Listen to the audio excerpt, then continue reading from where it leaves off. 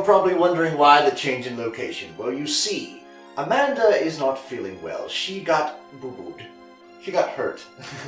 So instead we're going to have little Socki here.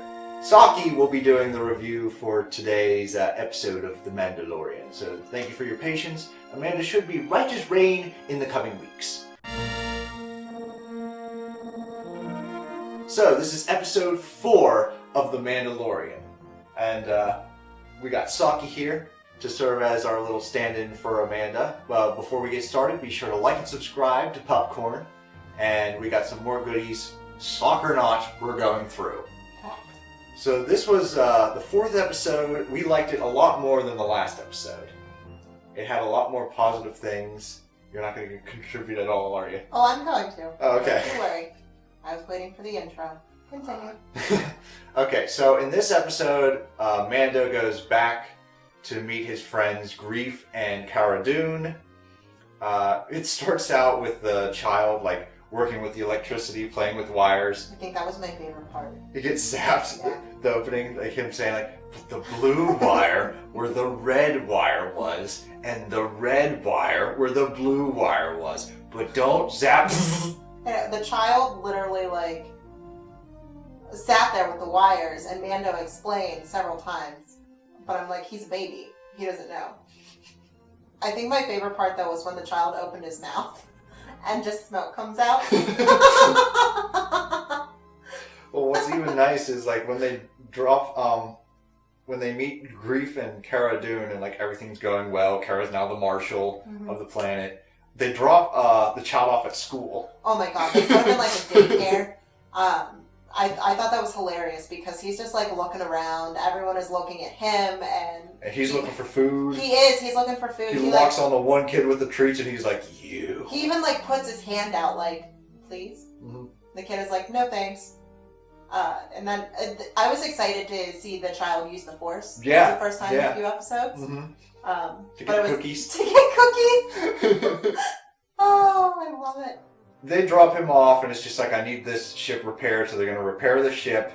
And as soon as it's just like, so you're here, you got some time, I said, we're not seeing Ahsoka for a long time. Oh, I know. We're not seeing Ahsoka this episode. That was one of the biggest things that I wanted to see, though, was like, okay, are we going to have to wait another 4 episodes to see a Jedi, or are we going to, get to the point? Right. I did like this episode a lot more than the previous one, though. I did too. Yeah, I think it had a lot. I want to save my final judgment for, like, how this side quest kind of story goes until the end of the show to see how it all pays off. But I was more positive with this. My reasoning was, like, I was already more invested with the characters. Mm-hmm. I don't know Bo-Katan. I know she's interesting. The 2 other Mandalorians were dull as dishwater to me. They didn't have any character. Yeah. They left no impression. And I felt there was more visually interesting things happening this episode than just going through a ship, shooting stormtroopers and, like, trying to take the ship back. Yeah. For me, it was definitely, like, the pacing. Mm-hmm. The pacing was much better. Yeah. That was a big thing with the previous episode, is I wanted to check the time, like, halfway through. Mm-hmm. Like, how much time do we have left? And for this one, it was like, okay, they were wrapping up, and I was like, oh, the episode is over? Dude, she laughed at Socki. Socki is here to fit in. Because Amanda can't be uprighted. We should have used a cat. Oh my Pupcorn. God. Seriously, if a cat would have let me hold them for this amount of time. Yeah. Yes. Alright. So anyway, they want to take down, like, this last base to truly reclaim the planet from the Empire. And there's, like, lava modes going around, and they have the bounty from the first episode of season 1. He got thawed out, and he's tagging along. Yeah, he's allowed to work through off force his of debt. will. Yeah, because he has to work off his debt. It's like 350 years, and they, like, essentially bribe him, like, we'll take 100 years off if you do this. If you do this, yep. We'll take another 30 years off if you do this. Mm-hmm. And he's just like, the whole time, he's like, I don't want to do this. And they're like, another 30 years. He's like... Like, that was the one thing out of the entire episode that I was kind of like, huh, because it was showing very quippy humor. Yeah. Like, every two minutes, like, he was saying some witty comeback, which is very Marvel-like. I call it, like, the Marvel quips. Yeah. Which it's fine for Marvel because they kind of spearheaded it and made it a thing, so it's kind of their shtick. Yeah. But in the sequel trilogy, that is cringe. Like when Poe like has a "your mom" joke when he's calling the First Order. See, I think it worked for his character because he was like that in the beginning. Like even whenever he was that is true. being arrested, he was trying to make jokes and like get out of it. So I think that's just his personality. The benefit was in that episode we only saw him for like 4 minutes. Yeah. And then they froze him. This one he's pretty much the entire episode. Yeah. But the most interesting thing for me was when they came across the laboratory.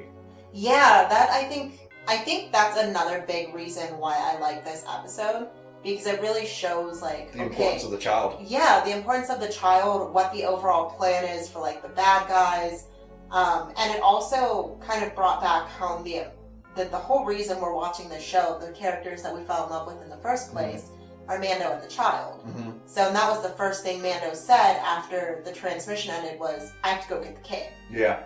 So he goes, he gets the kid, and basically, like, it really hit home because we love these characters, that they are super important. Whereas in the last episode, it was more or less like the Empress was the important character. So we don't have an attachment to her because we didn't see the cartoon. Exactly, yeah. So we were just kind of like along for the ride, unwillingly, like Mando. Just like, oh, when is it going to be over? As soon as this went down, he's just like, oh, I gotta go. Yeah. He was like, I have to go get the kid. And, of course, like, there's no casualties. They make it out. They destroy the base. They get chased down, and, like, there's a very cool, like, canyon scene. Yeah. Dog fights and stuff. That was pretty reminiscent of, like, old school Star Wars, too. So, but they did it in a manner, it was reminiscent, but it wasn't the same. Right. Which is, I think, a little bit better than making it exactly the same. Right, I agree. But then we end with Moff Gideon checking out these, like, oh my god, they look just like rows of Darth Vader uniforms. Like Darth Vader things, like advanced stormtroopers. Like, my guess is because they're using the child, and the child's important, they're making Force-sensitive Empire troops. Yeah. Like, maybe, like, Shadow Troopers or something. Like, I remember something from the video game that was, like, some of the video games had troopers that were Force-sensitive, but they're technically uncanon. Ooh. But maybe now they are because like Disney owns everything. Maybe so they're just bringing it around town like cat. Kitty! We have a kitty! We have a kitty's tail. Maybe they're just bringing it around town kind of like what they did with Kingdom Hearts. Where it's like now they're using the show just to connect everything. Yeah. But Carl Weathers was the director of this. Yeah, he played Grief. He did very good. I really like. He's one of my favorite actors. Yeah, he's cool. I like him. But we really want to know what you think. Yeah, we're halfway done. Halfway there. This episode I definitely think was better than the previous one. I agree. But still kind of like get on with it almost. Like, I'm excited that we got to see Kara and Grief. And we even got Kara's backstory. Yeah, it was short and brief, but it definitely got the job to the done. point. Yeah, it kind of makes you sympathize with her badassery a little bit more. Because Kara's from Alderaan. And yeah. anyone that knows Star Wars knows that Alderaan is the planet that blew up by the Death Star. Yes. And that was back when, because this takes place before the sequels, when that was something special, like a memoriam. Like, a planet blew up. Like, everyone on that planet is gone. It didn't feel as common, where it's like, oh, where are you from? Oh, I'm from the 17th planet that got destroyed in the war. It was like, oh shit, you're from Alderaan. Yeah. I'm so sorry. Yeah. Which I definitely... Like, the sequel's like, let's just take out 5 random planets that are part of the Republic. It loses its punch. It does. Amongst other things in the sequel. But yeah, we definitely want to know what you guys think, how you enjoyed the episode, what you thought of like revisiting some of the old characters, and what do you think is going to happen with the Jedi? Do you think we're going to have to wait another few episodes and finally meet them at the end? We'd love to hear your theories on that as well. And we'd love to hear what you think about our little sock add-on. Yeah, hopefully I will be able to be upright soon, but I'm kind of digging the sock. Okay. Yeah. Let's just hope others dig the sock. Well, we'll see. Use the Force. Farewell. Bye-bye.